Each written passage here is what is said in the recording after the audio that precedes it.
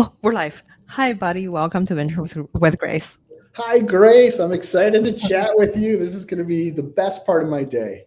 Yay. Okay. So I would like, first of all, I want to give your podcast, The Fabric, a shout out.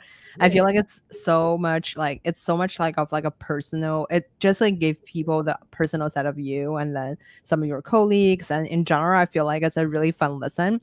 I was, before you came on right now, I was like literally re-listening to the episode you did with like, David Hornick about like how you guys met, and then like you were talking about like your swimming team era from Wharton to like how you met your wife to becoming a lawyer and then building the Gonders and law firm early on in the venture practice, and then how you guys moved to another law firm, and eventually right now you're at Lobby Capital, and obviously you also co-founded companies in the middle, which we'll get into it. But like I would love for you to share with the audience a little bit more about maybe like a lessons that you've learned early on in your career that you kind of took to later on. Yes. Well. First, let me say thank you for the shout out on the fabric because I'm super excited about it. It's a little bit of a passion project for me because here we are, you, me, probably the folks listening to it are constantly meeting people. And oftentimes when we meet them, we have sort of this limited window that we have to get right to business, and we don't get an opportunity to get to know them as people. And so the fabric has given me an opportunity to bring those people back in, the people that at least we're working with, that we're backing, and get to know them personally and see if there's some patterns in their backgrounds and in their experience sets and in their skill sets that kind of are leading indicators of their future success. And I'm jealous because you've now listened to boring stuff about me, but I don't know as much about you. So perhaps in this podcast, I can turn the microphone around a little bit and find out about Grace a bit. But no, I mean, one thing that I will say is that time and time again, I am reminded how important it is, how important your network is, how important your relationships are. It really does take a village, and it takes a village to raise a family. It takes a village to build something amazing. It takes the village to create and grow a business. It takes a village to partner with other businesses. This is a team sport, this world in which we live. And if I zero in on the career side of it, certainly in the early stage investing world and in startups, it is absolutely team sport. And so for me, what's interesting is, I had done a lot of investing, before we formed Lobby Capital. I'd done a lot of angel investing. I had invested out of a fund that we had created at my law firm, Perkins Coie. I had eventually raised my own sole GP funds and done some large SPVs. But all along that path, I constantly sought input and opinion and insights from other people. And so when we formed Lobby Capital, it was the culmination of all that guided me to doing what we're doing here. And that is, we are truly a team sport here at Lobby Capital. We don't make any decisions without input from everybody in the partnership. And I think because of that, we're making better decisions. We're having fun along the way. I wanted to say, I feel like, first of all, like love the vibe. And I feel like I really love what you said about like making team decisions. I also like, want to double click on, you mentioned about like, you at one point you started your own fund doing some large SPVs. And then, from our chat last time, you mentioned about like, how you started like, or like co-founded this aerospace company. Right now, deep tech is like such a big focus in like every VC fund. I would love to learn from you on, what are some trends that you're seeing in the deep tech industry that's like really exciting for you. Yeah. Also, later on, maybe we can break down into the, Titan Aerospace, which is a company that you are involved with, and like how, I guess like in the aerospace specifically, what are something that you feel like are really interesting? Yeah.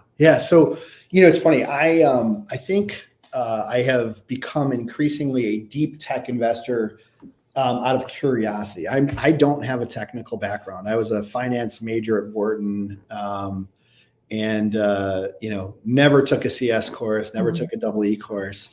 But if I look back over my career, I've had the good fortune of working with a bunch of amazing engineers and a bunch of companies that have developed really interesting cutting edge technology. And by osmosis and maybe a lot of curiosity, I've kind of learned a bunch that gets me increasingly comfortable when I hear about kind of the next deep tech invention, whether it's feasible, what kind of applicability it would have, what the timing of it is likely to be, what are some of the problems.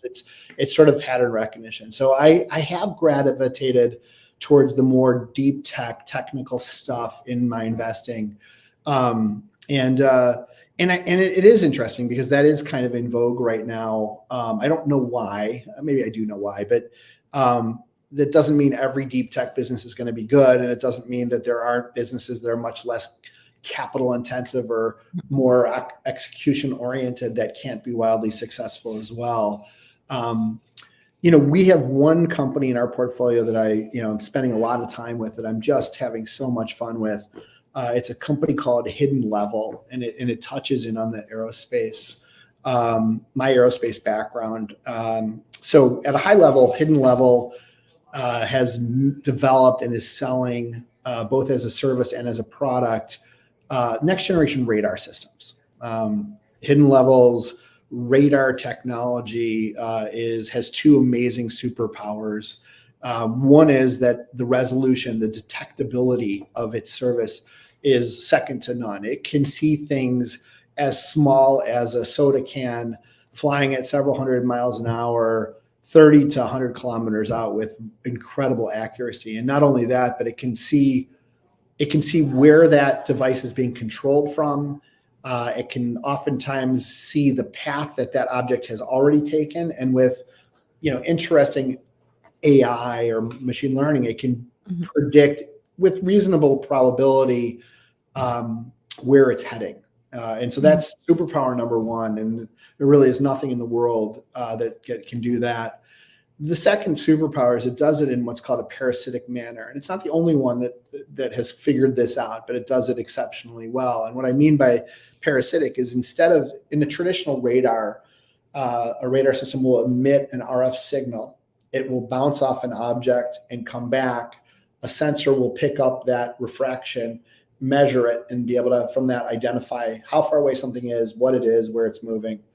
The problem with that is when you emit a signal, you create clutter in the airwaves. You're adding more RF signal out there, and you're also revealing yourself. You're revealing who you are, where you are. And so you can imagine instances in which those two handicaps are not favorable. So instead, what Hidden Level does is it picks up its ears, and it just listens for existing RF signals. And there's oftentimes already something or many things bouncing around. I mean, our watches, our phones, our radios, our cars are all emitting signal. So it listens for all these signals. It watches where they're bouncing around, and from that extrapolates what's in the air.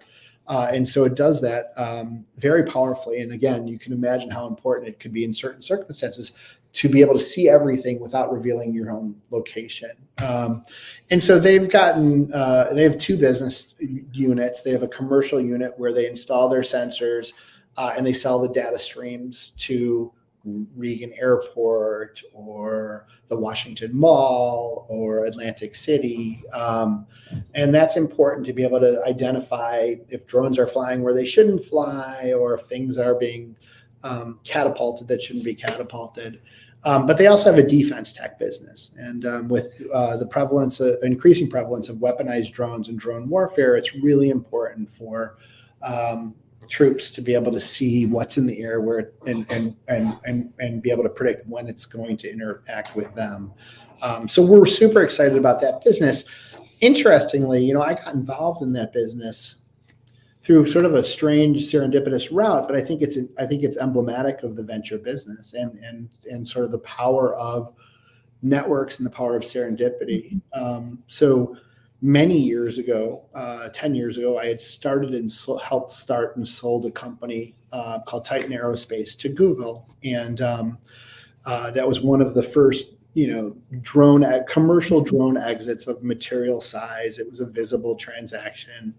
And as a result of that, once that transaction was done, folks that were entrepreneurs that were pursuing aerospace-y type of things somehow oftentimes found their way to me. They wanted to hear about our journey and maybe learn from our mistakes. And I was also doing some early stage investing, so perhaps they were looking for some capital. And I ended up investing early in a company called Skydio. Was started by 3 just brilliant guys out of Google, and they wanted to build a drone that truly flew autonomously. And lo and behold, Skydio has done that. It's a unicorn business, blah, blah, blah. Amazing leadership at that company. The founder, Adam Bria, is just one of the most brilliant entrepreneurs I've ever been around. In any event, a year or two into that journey with Skydio, Adam introduced me to these guys, named the founder, Jeff Cole, and his co-founders. He had met Jeff when he was back at Google. Jeff was working for a government contractor out of New York, out of Syracuse, SRC. And he was taking SRC's radar technology and applying it to low altitude and offering it up to people like Google so that they could see if drones were flying over their campuses. In any event, Jeff and company back at SRC had some ideas of how to make that better, faster, cheaper, and went to the SRC management and said, hey, we'd like to make this better, faster, cheaper. And I think they were met with, disinterest. Hey, things are selling well, no need to rock the boat. No, thank you. So as any good entrepreneur and engineer would do when confronting friction, finds a path around. And so they left SRC and they started this company called Hidden Level to build this next generation of radar. And they had met Adam, they had stayed in touch with Adam. And so when they were finally an independent company, they called up Adam and said, hey, we're looking to meet good people that could help us advance our business. And Adam was nice enough to introduce them to me. So I met Hidden Level in that context. And then lo and behold, when we raised Lobby Capital 1, they were serendipitously ready to raise their Series A financing. I knew the team, I knew the product, I was excited about it, and we ended up leading their Series A financing. And it's going to be a phenomenal investment for all involved. So getting back to that whole, how important it is to have their network. The other thing related to that is it's not just having a great network, it's your reputation with that network. And I like to tell young people that I speak with about career building that from day one, you are building your reputation, and there's nothing that's going to ever be more valuable to you than your reputation. So make sure that you never do something that questions your integrity. Totally. Anyway. Okay, so I love that you are, basically you started a really successful company, or like you helped sold a company to Google, and then some other founders in the category would reach out to you, and then obviously you build a good reputation so that like they want to introduce their, other company that they think is exciting to you. I wonder, so like in terms of like in the, I feel like recently I went to a lot of events in the SF Deep Tech Week. So I've seen a lot of like the drone startups are popping off, and like there are, some of them are focusing on like, art, like basically having like very niche sector like agriculture, or like or for example some like our commercial real estate, and then like different type of drones in general.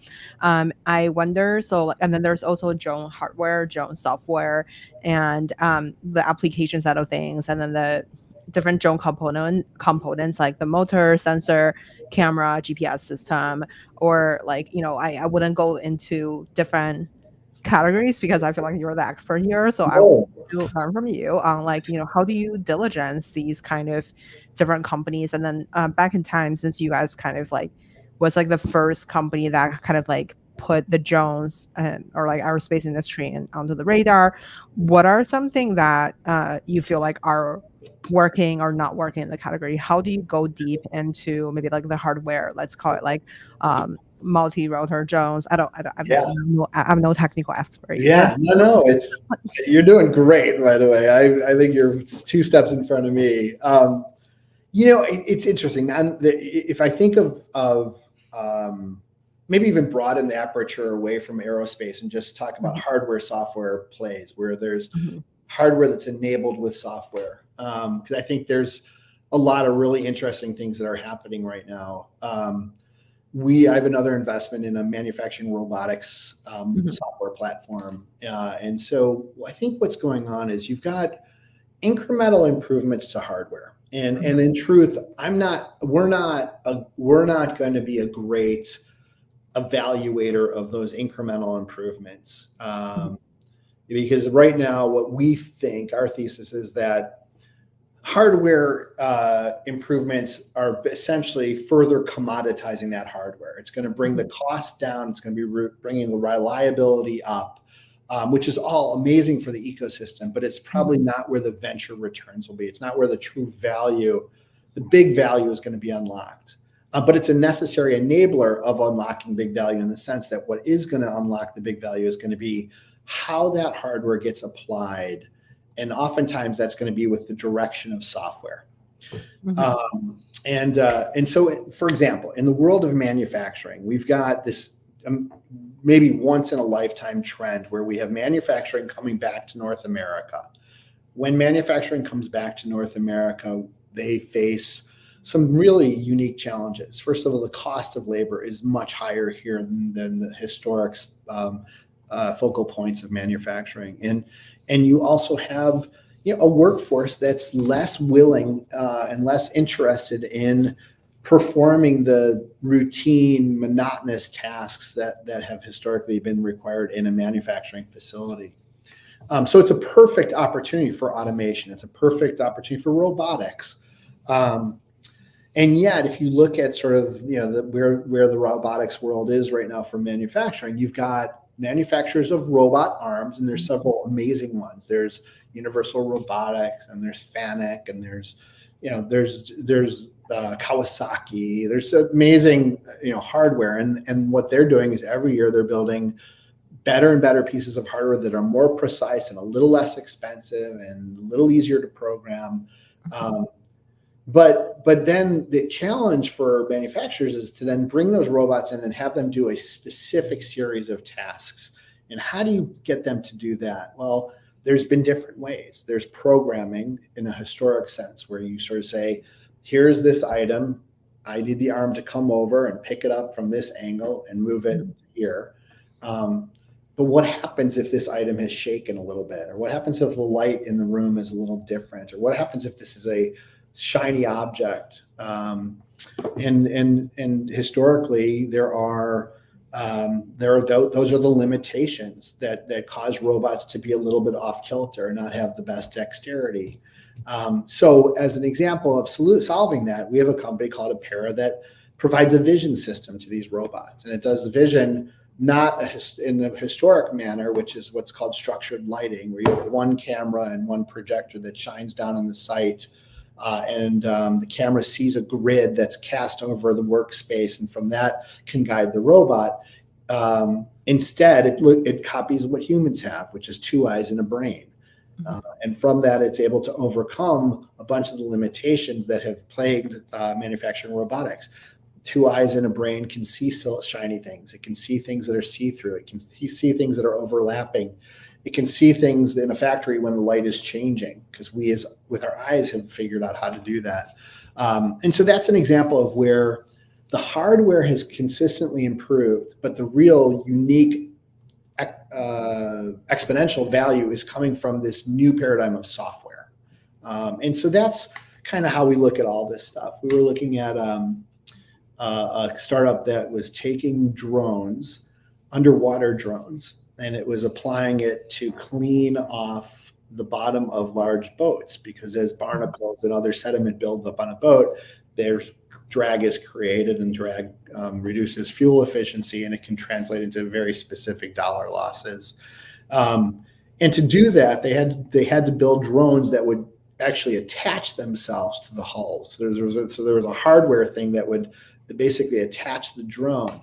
But the value after that was in making sure that when the drone went over the bottom of the boat, it knew how much pressure to apply and where to sort of run its brushes and where not to. And that was all software and vision based. And again, so the real value of that system appeared to be in the software side of it as opposed to the hardware. but a super interesting application. We ended up not doing that deal, but not because we didn't think it was interesting. So I think that's what we see with this quote unquote hard tech, is that there are amazing improvements going on with hardware. And you look at some of the humanoid robot things that are happening. But at the end of the day, we believe that the true unique value, the differentiator of that hardware is, and where you can unlock disproportionate amount of economic value, is going to be how that hardware is applied with software. I love that. I'm literally taking notes. So I wonder for how the hardware is applying with the software. I wonder if there is any unique things that you feel like the AI is kind of unlocking many things that are not happening before, and how would it be? How would how would it be different from like the pre-AI era right now? Yeah. So, and then Yeah, no, please. It's such a good question. Because it really is this moment in time where all of a sudden the generative tools became consumer visible, right? Mm-hmm. And yet AI is not really a new concept. We've, we actually have several companies that have a .ai in their name that predate the release of ChatGPT. But I think the higher level question is a great question, which is how has this new era of software, how has the increased power of software changed, and how is it likely to change the application of this ever improving hardware? And it's coming at us so quickly. We were talking this morning at our partner meeting. It's for those that are not watching this live, this is happening on a Monday, and we had our partner meeting all day today. And we were talking about how, in the past, a software application would oftentimes have a compelling competitive moat of time. First to market, head start on the completion and deployment of an application for a specific use. And with these generative tools, the development of software is accelerating, and the ability to sort of build something competitive is no longer taking the same amount of time it took in the past. And if you extrapolate forward, you could see a world in which the head start only provides a very modest amount of competitive advantage. And so that means you have to look more clearly at things like distribution and quality of team and anchor customers and customer success and support as the higher level competitive barriers. So that's one way we're seeing this new generation of software or AI impact what we're looking at and how we're seeing value get created.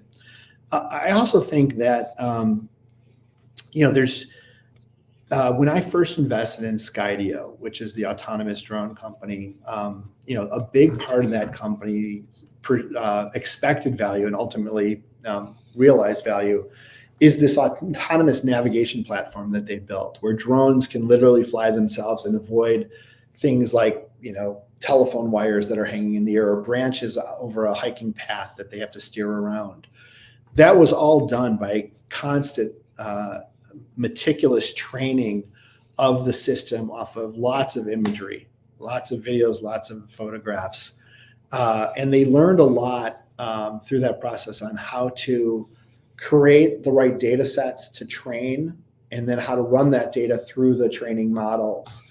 That has become more commonplace now, right? What was novel and first time a few years ago is now pretty broadly used, not just by folks like Skydio, but a lot of companies that are using data to train these models. And so I think we're seeing this classic step function in terms of how things get built that and it's always been this way. There's always been this evolution of software where you at first are building from scratch and then you build tools to make it easier. But there's been this quantum leap forward in terms of those tools.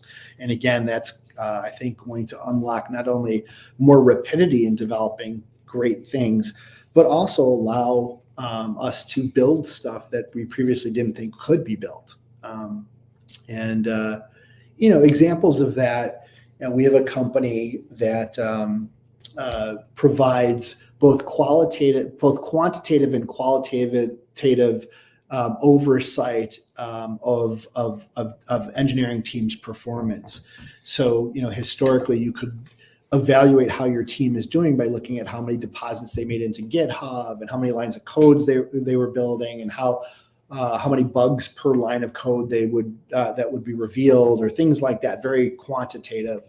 But what was difficult is to find out if that's good code and if their peers thought it was good code. But if you actually look at all the communication that the engineers are having with one another, Slack channels, emails, visits, phone calls, and you look at things like how many times a particular person's code has been not only accessed, but maybe shared and commented on, those kinds of things reveal more of the qualitative assessment of that person's output.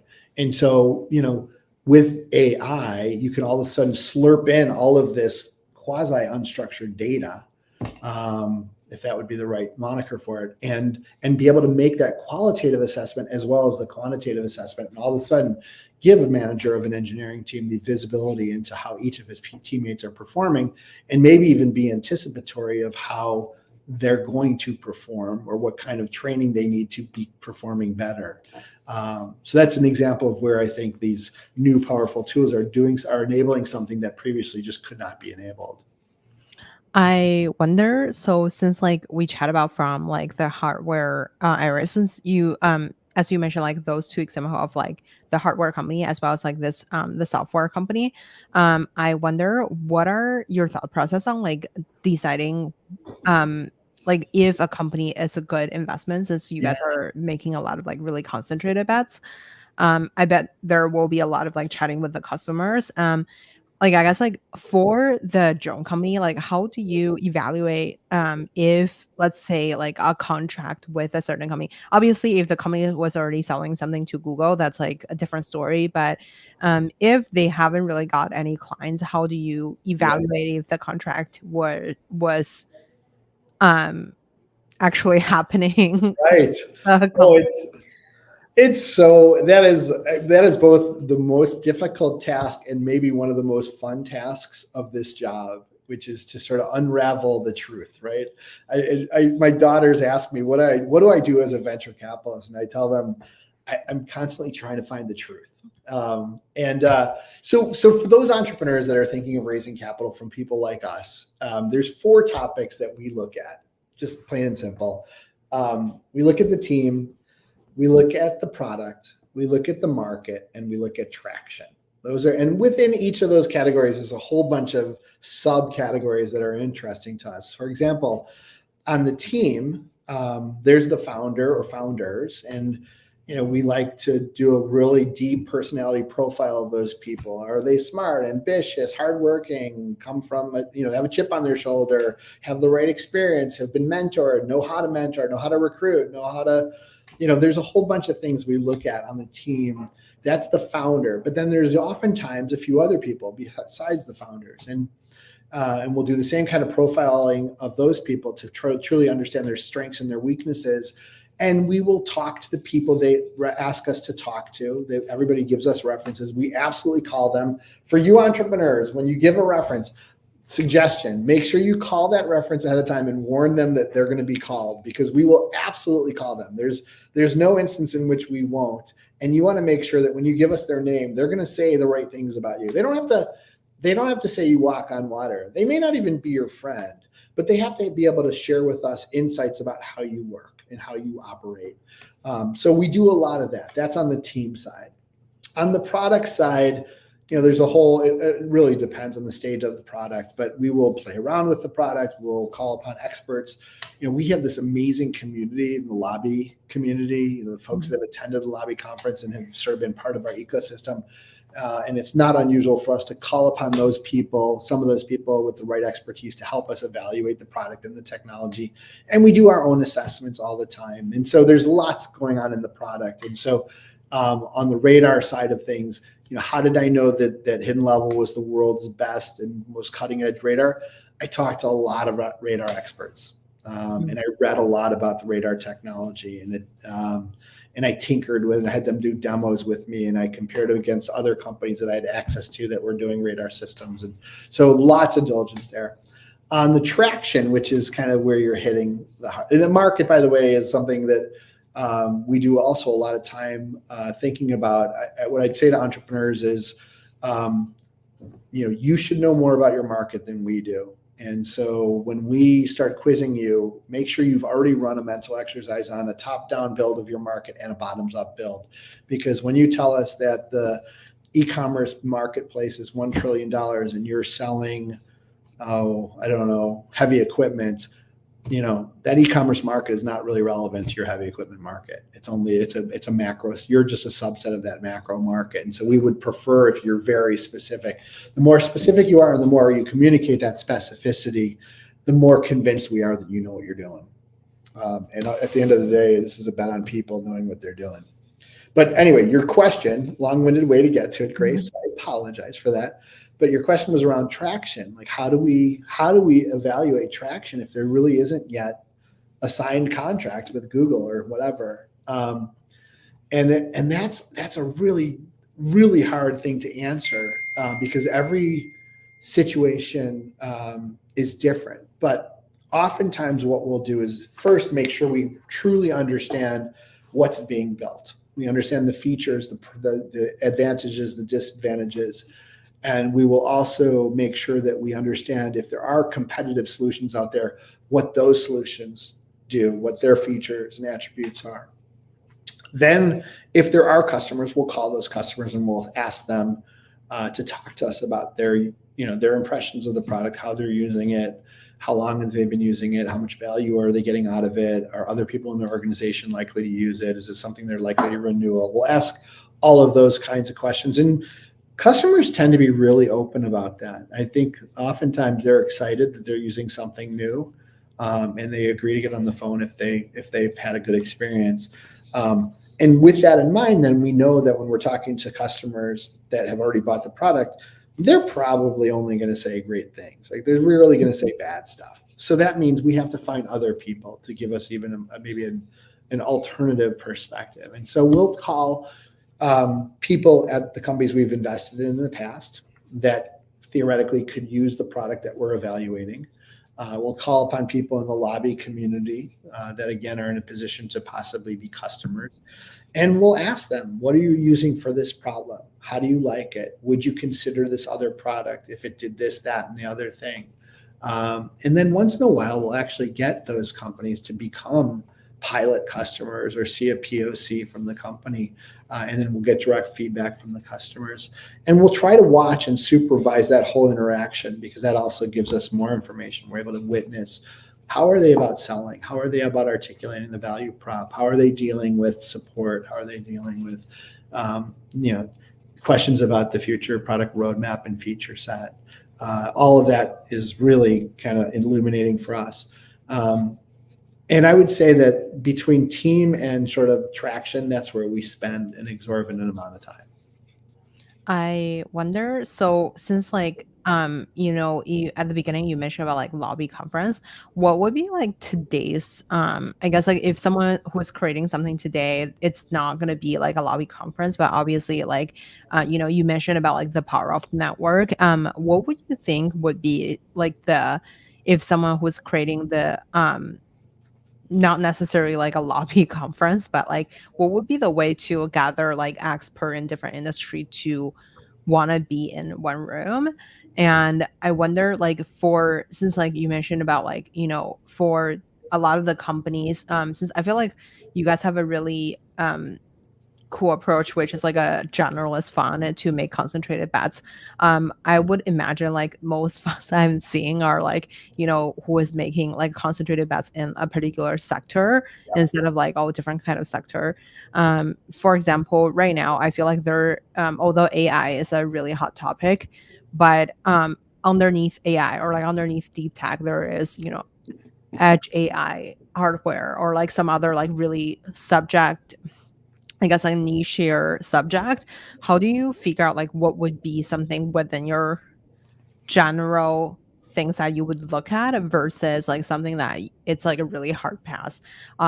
Obviously people is like a really important factor, but I would assume like I feel like it's harder to define what would be like a like who is like a good person, for example, like not a good person, but like for example, if they have like a really amazing work experience somewhere else, who is like a leader from like a big tech company or something, and then came out to build their own company, is a default as like a good company. How do you kind of like quickly filter out to spend Yes. time in some, not another? Yeah, no, it's a constant battle trying to sort of filter out opportunities because we see, on any given week, the four of us. We have four investing partners: myself, David Hornick, who's been on your podcast, he's loved it, Eric Karlberg, and Colin Wallace. So between the four of us, it is not unusual for us to see 80 companies a week or be presented with 80 companies a week.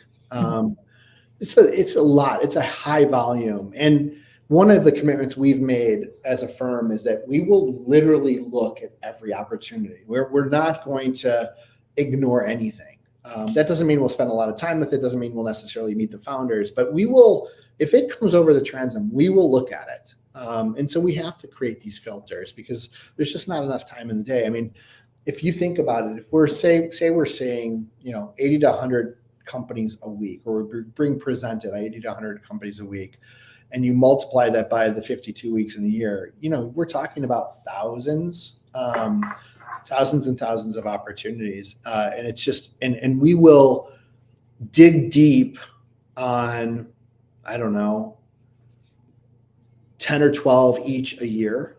And then we'll do one or two of those each a year. So it's a huge filtering process. And so, one of the filters we use, because we are a generalist front, and just to sort of embellish what that means, we are not sector specific. We won't do things that require FDA approval. We don't do, gambling or, things like that. We don't do, things that might have sort of a kind of an,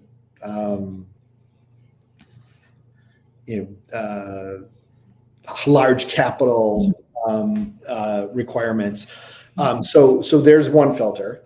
What we know for sure we won't do, irrespective of the stage or the opportunity. The second is we are early stage investors. We focus at the Series A and large seed deal stage. And so if it's a pre-seed deal, it's too early for us. If it's a Series B or growing deal, it's too late for us. We're really focused on that stage. That's the second thing. We're generalists in this. Our philosophy, which is different than many venture funds, our philosophy is that any brilliant entrepreneur is going to know more about their domain than we ever will.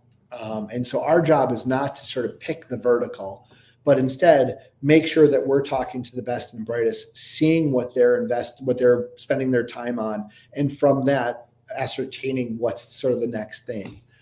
So that's why we're generalists, is we feel like our job is to sort of stay close to the most insightful, brilliant people, see what they're doing, and then from that develop our opportunities.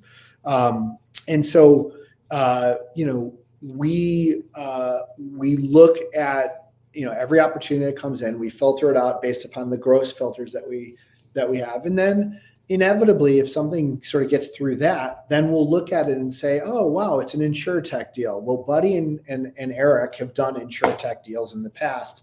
So if David's getting that deal, he's going to hand it over to Eric and me to evaluate. And based upon our experience, we'll sort of evaluate it and see if it's something that's interesting, if we think that there's an opportunity there. And we'll look at the quality of the entrepreneur. We'll look at the traction to date. We'll look at how they're articulating their competitive differentiators and all that kind of stuff. And then if it is, usually the next step is to sort of ask for more information, and maybe not set up a meeting yet, but sort of ask for a little bit more to make sure that we're not wasting their time and they're not wasting our time.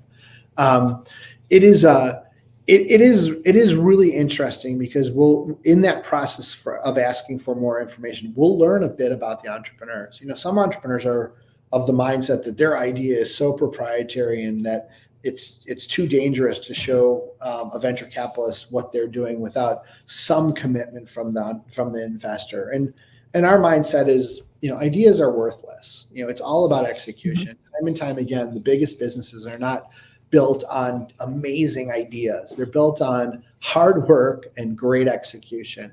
And so if an entrepreneur is unwilling to be open with us, that in and of itself tells us a lot about that opportunity. Is usually a pass.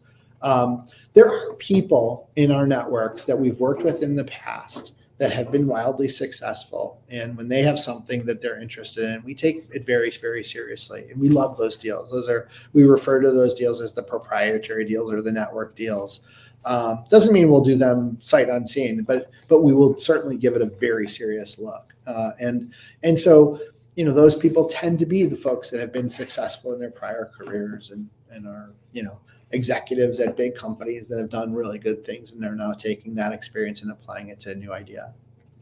I wonder, since in the past, during your 22 years of your lawyer career, I think it's longer than that because I was just looking at this one law firm, but so you have invested in 80 different startups, including OpenTable, TicketsNow, Cloudera, Box, HotelTonight, among many other companies. Obviously they're very successful. Can you share with us, from the perspective, especially as a lawyer, you are dealing with some of the most intimate times with these companies. What are something that you've learned throughout the legal career that you kind of took on as a VC? So I love that you asked this question because I think about it a lot. As a lawyer working with startups and the folks who back them, I worked with literally hundreds of startups. And that was from day one through whatever their exit was, whether it was an IPO or an M&A transaction or folding it up and winding it down. And I will say, I believe I've seen almost everything that could happen to a startup. I was talking what to somebody. Could happen? Can you tell us some of the stories? I've seen things. I was telling somebody yesterday that about an enterprise software company that I used to sort of work with, that we were in a board meeting and the CEO and one of the investors got in a fist fight. I've seen some crazy things. I've seen acquisitions that have ended up becoming the sole focus of a business and turned them into great successes, while the original business, in hindsight, was an abysmal failure. I've seen married couples start a business and get divorced. I've seen single people start a business and get married. I've seen companies get bought for $10 million with stock from a public company, and seeing that stock go up 10x before they could sell. I've seen pretty much everything you could possibly see. And I think at the end of the day, this business is a people business. It is about the people. And I think having a big corpus of experience with human behavior under enormous amount of stress, because there is nothing more stressful in my mind. Nothing is durably stressful as starting a company. It is a constant, long-term, and oppressive amount of stress, and it impacts people. And some people thrive under that environment, and some don't. And some can thrive up to a certain point, and then they hit a breaking point. And so, I think having a large corpus of data, having watched people go through that enormous pressure cooker, helps me anticipate things that are coming down the pike. I think I've also I've seen behaviors that end up boding poorly or boding well for a company. I will tell you that I've witnessed founders be very selfish and very self-interested, and I've never seen that turn out to be successful for the company at large. I've seen that repeatedly end up cannibalizing a business opportunity. On the flip side of it, I've seen entrepreneurs be unbelievably selfless. And I would say 9 times out of 10, that ends up resulting in a huge amount of wealth generation for not just the founder, but the folks that the founder has employed. And so I look very carefully for that type of characteristic. Are they doing this for the right reason? And what are their motivations and what are their goals? There's, I also think as a lawyer, you learn how to navigate around things that otherwise could become unnecessary disputes or unnecessary tiffs. You learn how to kind of stay very, very objective and get to the heart of the matter as opposed to worrying about the emotion of the matter. And most importantly for me in my career, I met a ton of people and I worked with a ton of people as a lawyer. And that is the preponderance, if not the vast majority of where I get my deals today. It's people I've worked with in the past that I had great experiences with that are now doing something new. Maybe they're starting a new company. Maybe they're advising some young entrepreneurs. But inevitably, whatever they're involved in, they call me up and say, hey, we're involved here. We'd love you to take a peek at it and maybe help us get this going. I wonder, I have so many questions about the lawyer career because since I feel like you also co-founded not co-founded Gunderson, I know you're like the right-hand man of the Gunderson person himself. So I wonder, like, what does it look like to starting the law practice, like venture emerging companies, VC practice back then, and then you sort of did it again at Perkins. I cannot pronounce the last name of the other. Coie. So I will, I'll set the record straight on Gunderson. I had been a junior associate at a firm that no longer is around called Brobeck, Flager and Harrison, and that was one of the two firms in the Silicon Valley that was working with startups at the time. This is dating back to the 90s. There was Brobeck and Wilson Sonsini. Those were the two firms. And at Brobeck, I was working for this brilliant lawyer named Bob Gunderson. And it was Labor Day weekend of 1995. And I got a call from Bob and he said, buddy, I wanted to let you know that myself and 5 other partners are going to be leaving Brobeck to start a new law firm. And I paused for a moment and I thought to myself, oh my God, this is the person I work for. This is my source of work. By the way, my wife was 9 months pregnant and about to have a baby, which she ended up having 2 weeks later. And so I was all of a sudden of the mindset that, holy smokes, I might be out of a job right before my first is born. And so immediately my response to Bob was, can I come?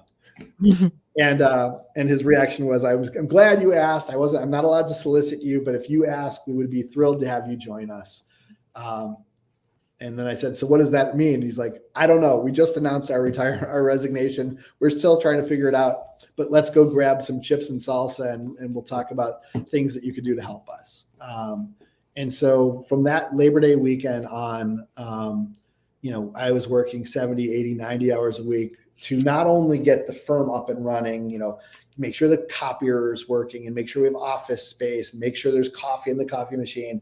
But also we had at the time, I think 13 IPOs in the works that we were working on. So it was administrative stuff, founder stuff, and then just heavy lawyering stuff. Great experience. One of the most enjoyable experiences of my career. I really learned a ton in a very short period of time there. A few years later, when the dust had quasi settled, we were still very, very busy.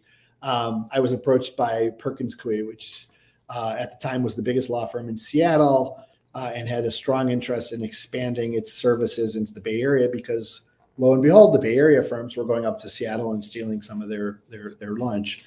And eventually I was recruited to open up the Bay Area offices for the firm and start what we referred to as the ECVC practice, which was the practice of lawyers that would be working with startups and the folks who backed them. And the firm at that time had some startup clients. They had just incorporated Amazon a couple of years before I joined. So there were some good companies there, but they really didn't have a formal practice. And so it was kind of the same nonsense. It was finding office space. It was hiring some secretaries and some paralegals and starting to hire some lawyers. It ended up that the very first lawyer that we hired besides myself was a guy named David Hornick, which is now my partner here at Lobby Capital. And David, I think of as my co-founder at Perkins Coie. He was with me for 2+ years. We're together 24/7. In fact, there's this, I think I may have shared this on another podcast, but there was a time when David and I were working 24/7 on a deal in San Francisco. We got out of the opposing counsel's offices at something like 2:00 in the morning with expectations that we'd be back there at 6 a.m. the next morning. I went home, I took a shower, lied down in my bed to grab an hour of sleep. And at about 5:30 in the morning, the phone rings, and it was Pamela, David's wife, asking where David was. Because she had a feeling that I would know because she didn't. We were together that much. And it ends up that David had fallen asleep in his garage in his car because he didn't want to wake Pamela and their young kids. In any event, David, after a couple of years, left and joined August Capital and began his very, very, very successful venture capital career. I stayed behind and ran and grew that team. And eventually, by the time I left Perkins Coie, it was one of the strongest startup practices in the country. It was several hundred lawyers that were involved with the startups, and in that process of growing that team, all along, I knew that we needed to differentiate. We needed to do something different than our competitors if we were going to stand out, and that meant being more selective with the companies we took on, and coming up with different types of ways to maximize our economics, and that ended up resulting in us forming an investment fund that allowed us to take advantage of this deal flow that we had generated, this amazing constant flow of new startups that were coming in to sort of engage our services. So I have a couple questions there. So I know on Gunderson's like marketing website and deck, like obviously they have worked with some of the tier one companies or like tier one funds, like literally all the tier one funds probably. And same as like I guess when you were starting this second practice, like what were something that you feel like would differentiate you, and what was your selection bar for the companies or the firms that you kind of want to represent? Yeah, because it's so similar to the venture capital world. So this was 1999, 98, 99. So the internet was kind of, really starting to kind of be an interesting thing, maybe overhyped. And, at that time, a lot of my peers, a lot of people my age, friends, acquaintances, were the ones that were starting the companies. And they were starting internet companies. And so what we decided to do was focus on internet-only companies. We were focusing on early stage because we knew that if we could get in early stage, we could not only be good lawyers, but we could really help them with their business, be good advisors, good conciliators, and so early stage. And then what we realized is that legal fees were darn expensive for startups that had not raised much capital, and so we needed to come up with another way of monetizing the relationship, and that's where the investment fund came in. We were able to make investments in these companies and also get some advisory stock. And so our criterion was those types of companies, and then looking objectively at them to see which ones were the most promising, because the success in our business then, and frankly, the success in the venture business, is to align with the best and the brightest. Back the best and the brightest means you'll make the most money. You'll have the best success. So we were super selective. And you mentioned OpenTable. That was one of the first companies I engaged when we started the office. And it took 13 years for that thing to get full liquidity, but it was one of the best returns in our investment fund. Other companies like that, I'd incorporated Cloudera and made an investment in that. There was Box.net. There was HotelTonight, which got merged into Airbnb and ultimately went public as Airbnb. There was, TicketsNow you mentioned, which was acquired by Ticketmaster. So there was a good, maybe a disproportionate number of companies that we were able to, not only engage but then make investments in. So I'm hearing that I want to be mindful of the time. We'll shut off in 7 minutes or something if you have 7 minutes. But okay, so I have one quick question about the company selection. So you mentioned about these couple companies that they were acquired by other companies. Would that be something that you're emphasizing on? So the startup, since the startups they would come to a law firm because they probably have an offer on the table in terms of next steps. So maybe they already being demonstrate their track record, demonstrate a certain level of success. So other company would think they're great acquisition target. Then that way maybe as investments from as a law firm, let's say advisory share or something, it would be valued a lot more compared to like, let's say if a startup from the beginning to IPO, it may already take them like, I don't know, 13 years or something. So how do you pick the one that you want to work with? And Yeah. you mentioned about like, obviously I know the, it have to be internet company early stage, but there's a lot of like internet company that's like kind of like early stage. How do Yeah. you make sure that your deal goes Yeah. well? Yeah. I would say that selection process is an art more than it is a science. I think my best advice to folks, and we applied it then and we had applied it now, is there's no such thing as a quick buck. There just isn't. And if what you're going after is you're going to bias a client or an investment that's likely to get liquidity quickly versus building an enduring real business, 9 times out of 10, maybe 99 times out of 100, you're going to lose. You're going to lose that bet because planning for an acquisition is not where entrepreneurs should be spending their efforts. They should be planning on building real businesses, and real businesses then get bought as opposed to get sold. So for us, it's always been about looking at the opportunity, and again, those 4 characteristics: team, traction, product, market, and assessing, is this have a better probability of becoming a big, durable business than the other things that we are being asked to expend our resources on.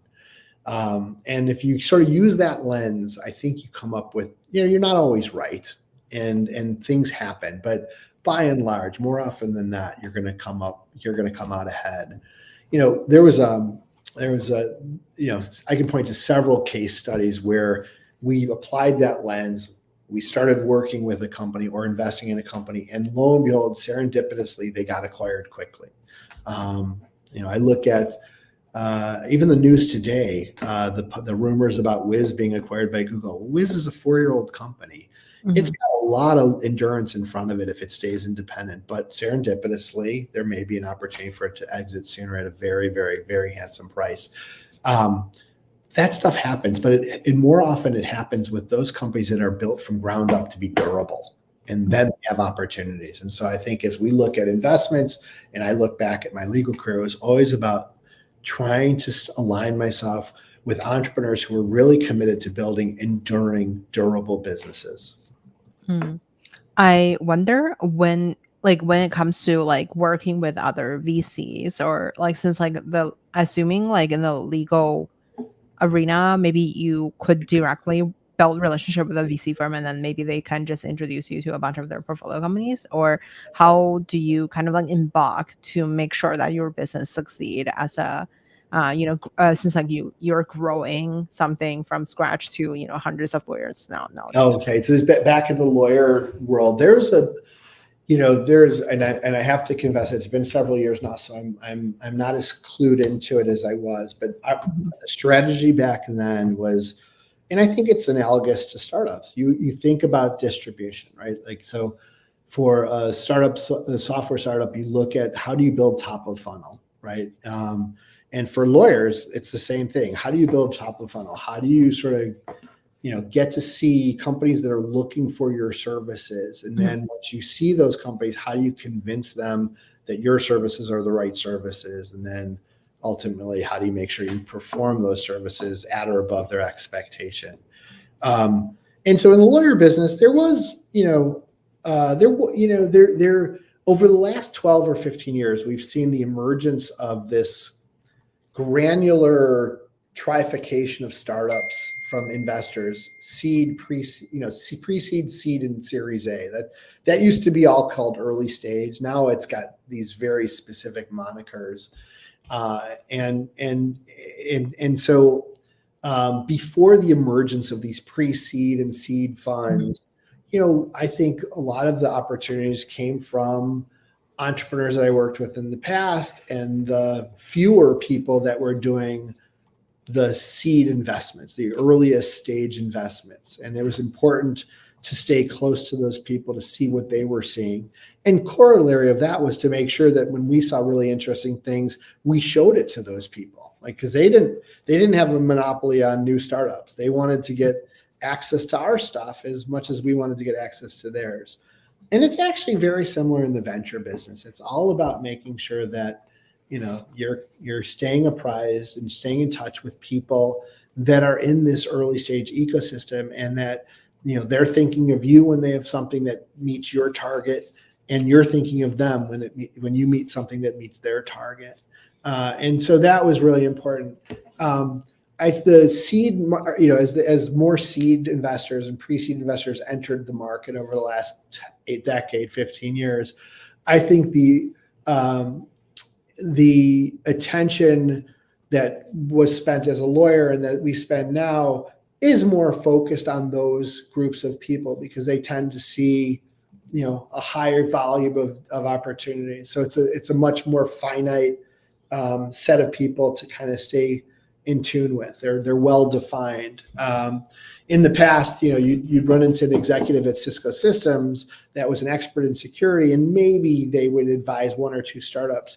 Now you go to a seed fund, and they are absolutely disciplined about investing in those seed stage companies, so they see a lot of them. Okay, so I want to be mindful of the time, so we're gonna do like a last 1 minute fire round for you.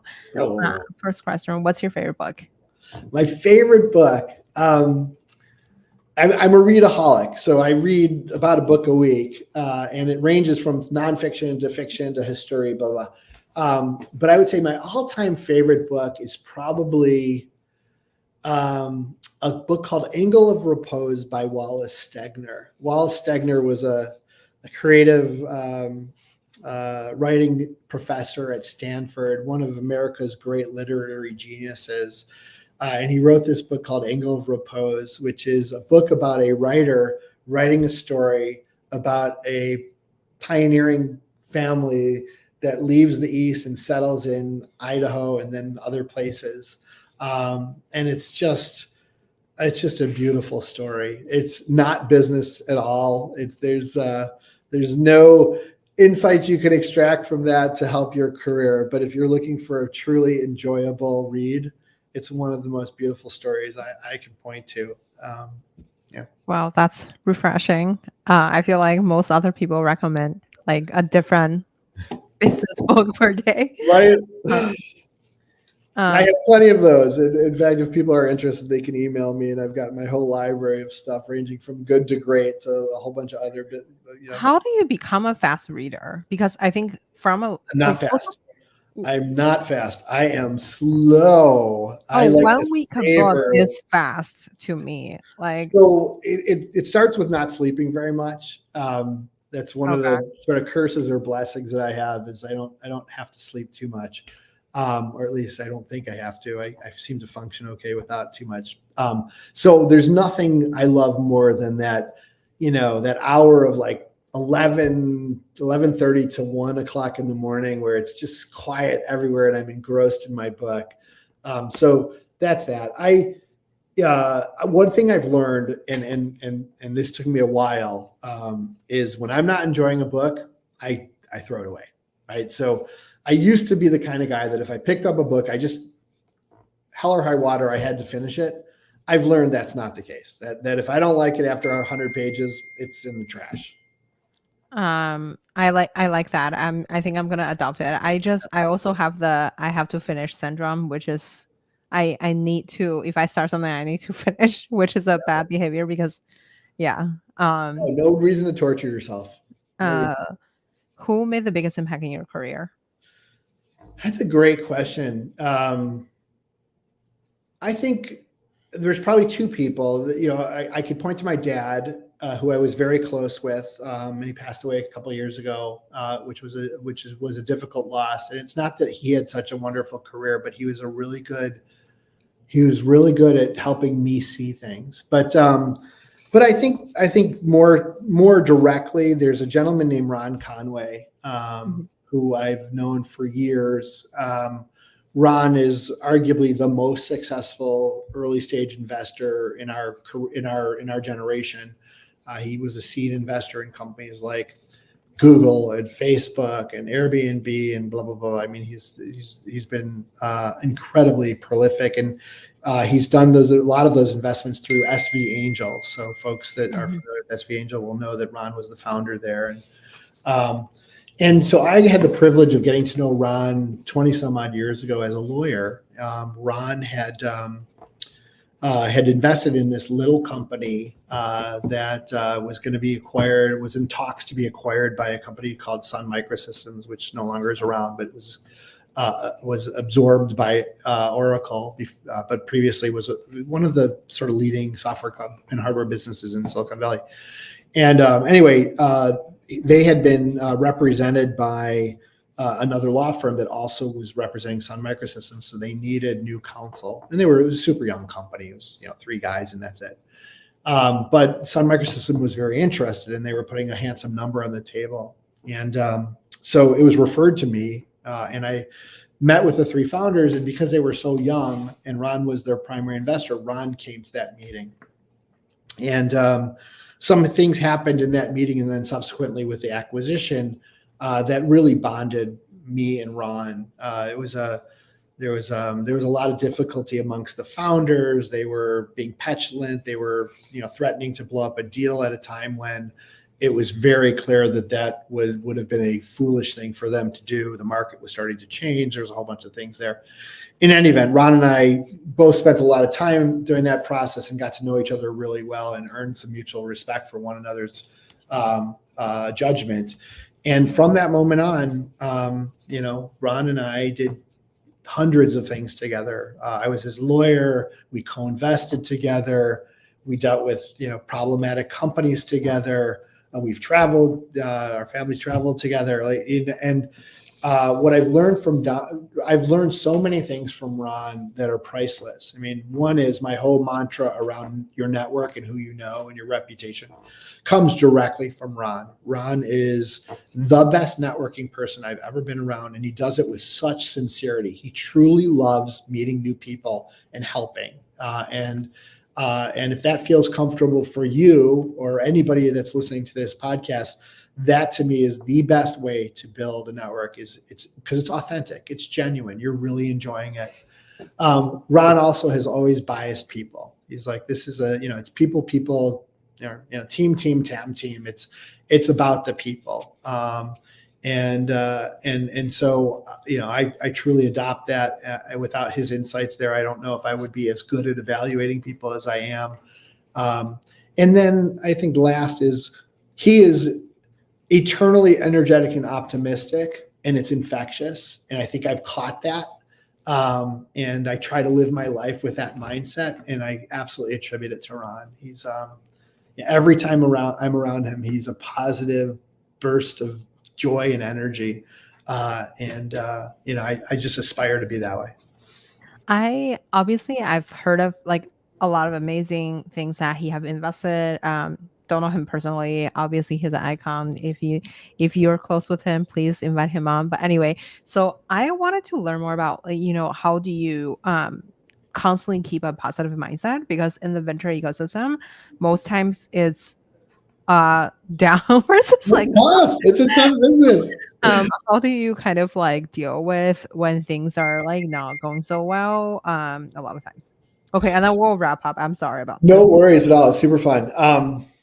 I don't know. I guess I always think that things are going to work out, and I'm willing to put in the hard work to make sure they do. I feel like if I work really hard and I stay true to myself and I have good integrity, impeccable integrity, I should say, then whatever happens is not because I didn't give it my best try.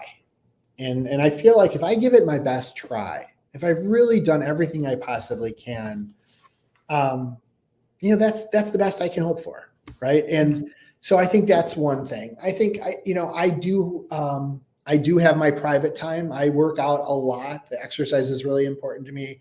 I have my family that's paramount, and so I prioritize that. And I think I have my hobbies, and I think having that diversity helps you kind of turn off the treadmill of negativity, because you have to now focus on something new. And every now and then my wife has to kick me in the butt and say, you're being negative, stop being negative. And it helps to have somebody there that kind of reminds you got to stay positive. Okay. So last question, where can we find you outside of work? We'll say that one more time. Where can we find you outside of work? Boy, you can find me I do a lot of hiking. I do a lot of biking. I love to swim. I swim 4 days a week. I love to surf. And so in the Bay Area, you'll find me on any of those kinds of trails, pools, waters. I like to spend time in Hawaii as well.